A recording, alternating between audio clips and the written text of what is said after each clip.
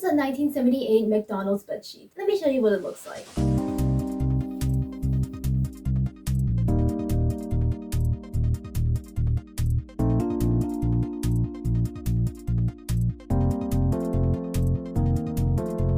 Here we have Ronald himself lounging. Here we have, I don't know what that is. Here we have the Hamburglar himself surrounded by hamburgers. Here we have Ronald McDonald frolicking. And up here we've got some ham police and whatever that blue blob is. I'm sorry, I'm not caught up on my McDonald's lore. And right there beneath my cat is the ham mayor, I suppose. And here we can see the original tag still on here. Let me spread that out. Text made, True Pest Tube, made in Canada, which is very interesting, and copyrighted in 1978. My cat left and now you can see the ham mayor in all his glory. Now obviously this does not fit to the aesthetics of my room. My room has a more, I'm not really sure what the aesthetic of my room is, but this definitely isn't it. However, the way I dress is a completely different matter because I love weird, wacky, patterned button-ups, and I think it will be very cool if I made this into that. Hi, my name is Emily and I'm an intermediate seamstress.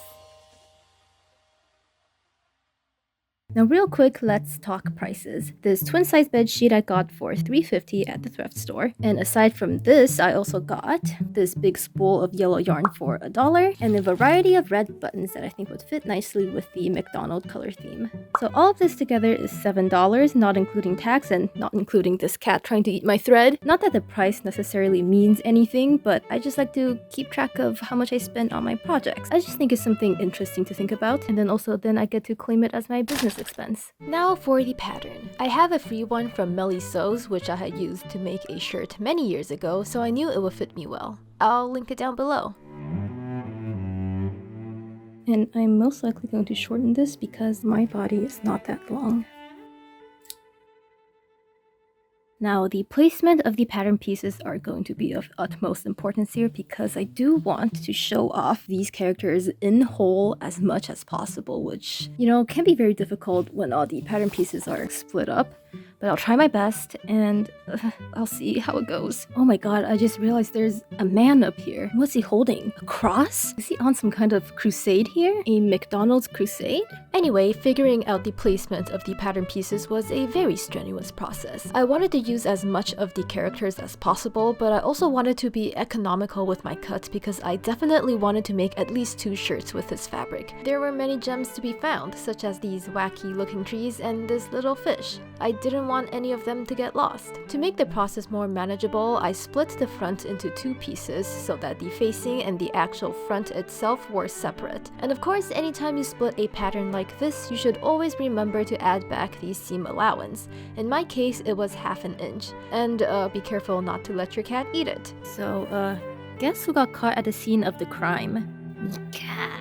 So I ended up having to plan things out on my sketchbook, and this is what I've decided. On the front, I'll split that lounging picture of Ronald McDonald in half so that it sprawls across the front like so.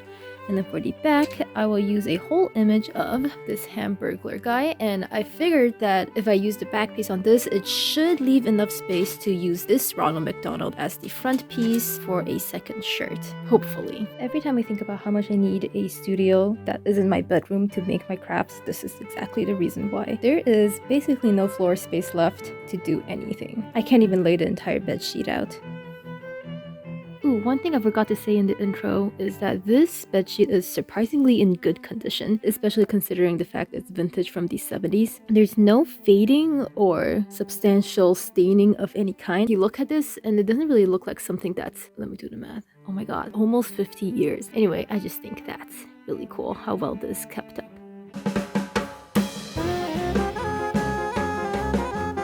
To make the middle cut of Ronald McDonald line up, I compensated for the ½ inch seam allowance by lining up the image and then shifting the pattern piece over by 1 whole inch.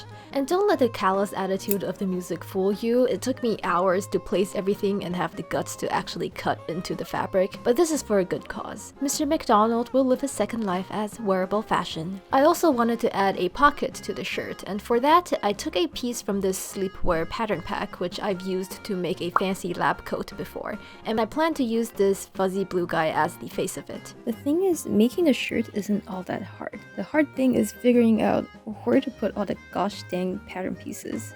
I think it'll be fun to put this guy on a sleeve. And since we're at the top of the fabric, I think it'll be fun to get these wacky tree guys onto the yoke. I would like to go iron this out, except my cat is sleeping on it.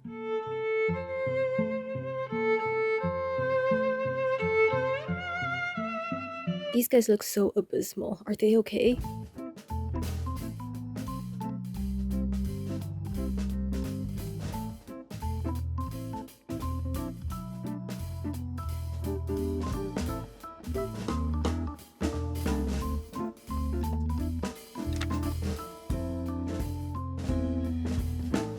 Finally, we have all the pieces. Front pieces, back, pocket, collar, sleeves, facings, and yoke.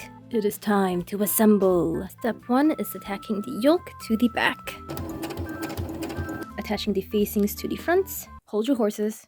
I forgot to put interfacing on this. Interfacing applied. I also sewed together the collar pieces and applied interfacing on that as well. I've also pressed up the bottom edge of the other yoke and also pressed the seam line of this upwards. And now we're ready to do even more sewing.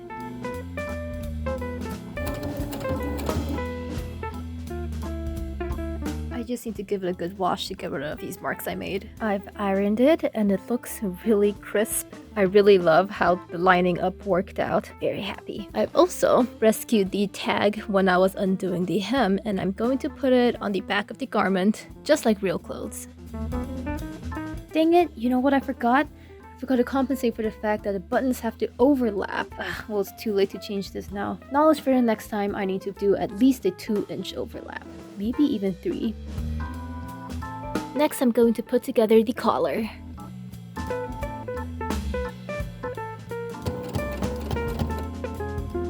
The collar is top stitched and basted along the bottom. Before I attach all the pieces together though, I'm going to finish the inside of the facing. And to do that, we're just using a basic blanket stitch.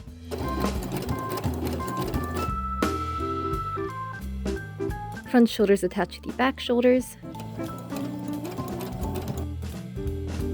Now the top of the facing attaches to the yoke.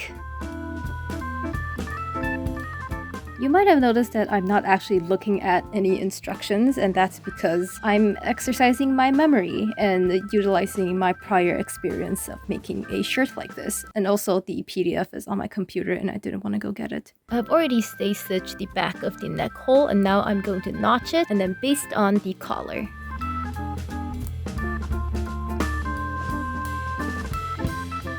I am also going to attach the tag just like this.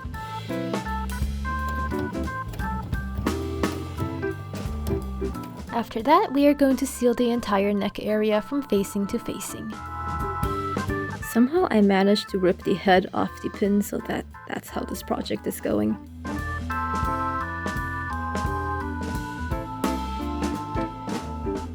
Now we're just going to flip the yoke down and seal up the shoulder seam and this seam.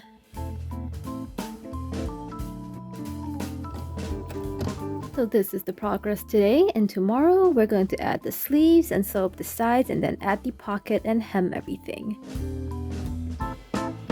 It is the next morning. Let's make some sleeves.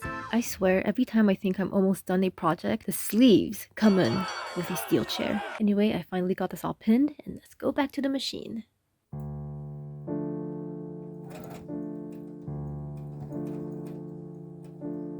In this footage, you can see how slow I sew around sleeves. I don't know if I'm just bad at curved edges or if the pattern is a little off, but the amount of times I had to pause and readjust and pull and stretch and readjust was, quite frankly, infuriating.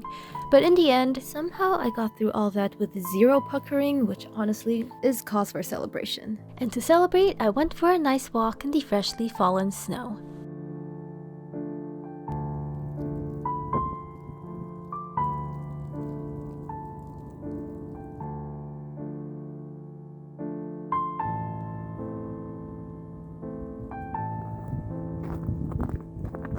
I learned this a few years ago. The classic snowflake actually only comes down in a certain range of temperatures. As you can see, the ones falling down right now are mostly pellets instead of flakes. Nature is so interesting. How the hell did they get enough snow for a snowman? There's barely an inch on the ground. Single orb. I think I could get it through that hoop.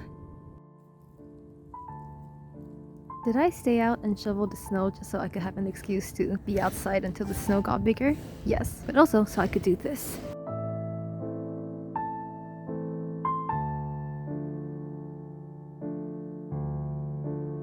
I'm back. Let's do the other sleeve. No puckering on this one either. Honestly, I'm starting to feel like an expert. Look at this mess I made.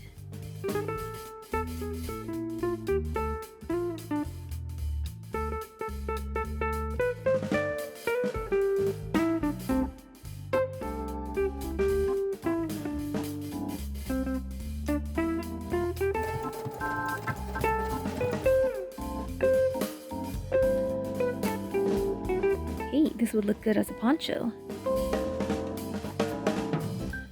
Ding ding! Next step is hemming, and then top stitching, and then buttons. Let's go!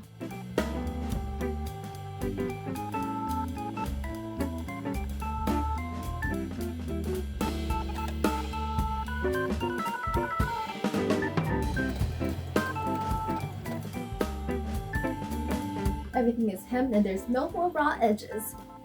Let's put some buttons on this bad boy. Ooh, this is giving I work at a gas station. Since I usually don't button the shirts all the way to the top, I think I can get away with just 3 buttons. Here, here, and here. And for that, I'm going to use these delicious looking hard ones. The cropped look is kinda cute. Ooh.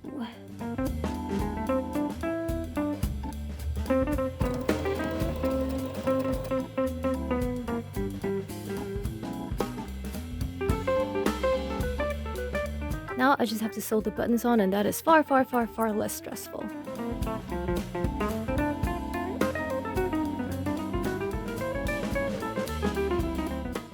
Ta-da! It's looking so cute. I see the snowman has grown. As previously mentioned, I wanted to make 2 shirts out of this material. I just wanted every design on this fabric to make it onto the shirt one way or another. Also, I was hoping the second go around would be quicker and uneventful now that I had the experience of making 1 shirt, but, well, let's just say events did happen. Of course, we had to get Mr. McDonald on the front piece, and the other side will be one of these creatures. The question is, do I want ham police, ham mayor, these scary looking guys, or this mysterious blue guy? At this point, my lack of knowledge in McDonald's lore was starting to bother me, so I turned to Google for some answers. Blue guy is— oh, Grimace! That's Grimace, okay. That's him. Oh my god. Mayor McCheese. The one I've been calling ham police is Officer Big Mac. Fry Kids. Oh my god, these guys. Oh my gosh. Those haunted eyes, are they okay? Think about having a character on both sides of the front pieces though, is that then I won't have space for a pocket without covering their faces. Unless I use the ham cop and turn his face into a pocket, because I do have 2 of him. The pattern laying process was, once again, a very vexing deed, as it seemed like no matter where I placed the back piece, it would destroy one of the characters. And so, to prevent myself from stagnating, I went ahead and cut out the pieces that I knew I wanted for sure. And I'm also going to move it diagonal, which I know I'm not supposed to do, but that way it'll get me maximum coverage on that arch.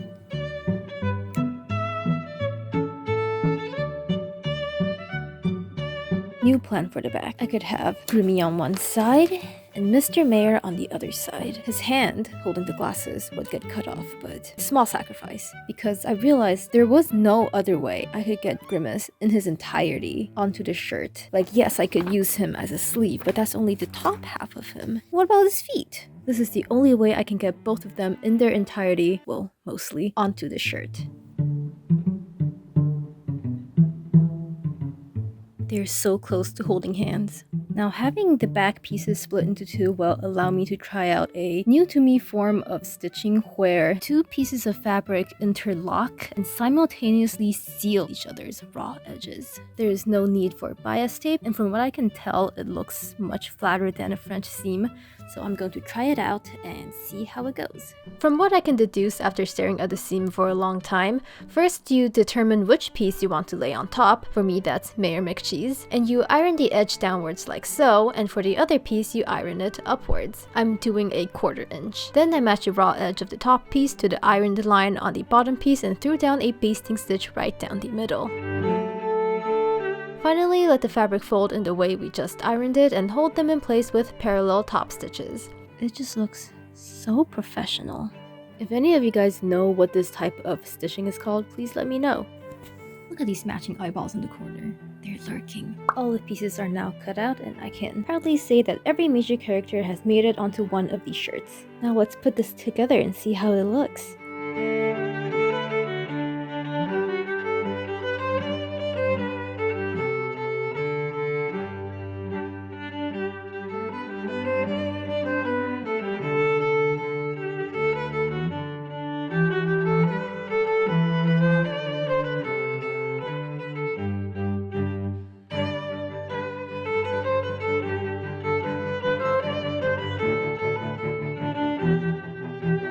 In this very unsuccinct clip, I was trying to explain some things that went wrong, despite having already made the shirt once before. First, I messed up the order of operations and had to seal the shoulder seams from the outside.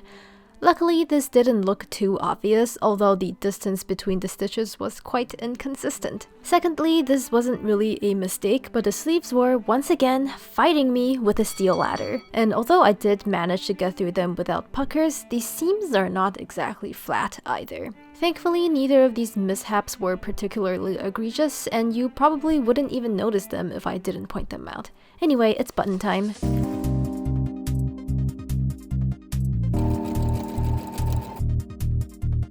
The second shirt is done. Let me show you a close-up of that invisible pocket. You can reach right into his head and pick out his thoughts. Also a close-up on this little burger on my collar. So cute. Before we do a final reveal montage though, I have a bunch of scrap fabric. That's the big piece. These are the scraps that are still somewhat usable, and these are the negligibles. And some of these burgers, I want to do something with them, as well as some fries somewhere in here. And I think I know just what to do.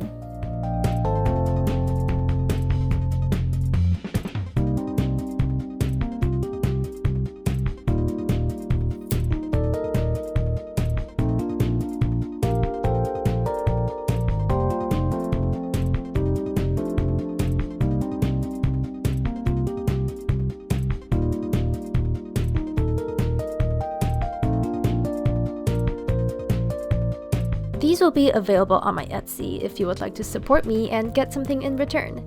Just a note though that these are in fact made of fabric and will fray if manhandled, so I don't recommend putting them anywhere with high traffic or where they might get wet. They are novelty stickers, but they're super cute!